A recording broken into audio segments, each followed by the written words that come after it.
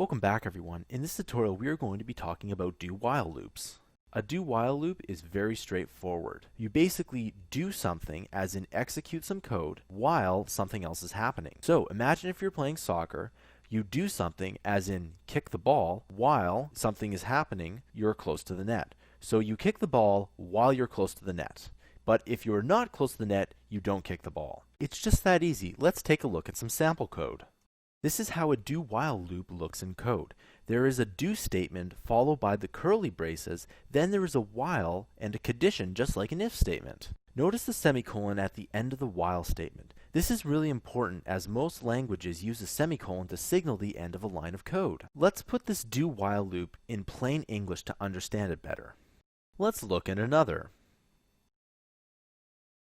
Sometimes when you put the code into plain English, it makes a little bit more sense. Eventually, you will learn how a computer talks and effortlessly code. So that concludes the tutorial. I'll see you guys in the next tutorial.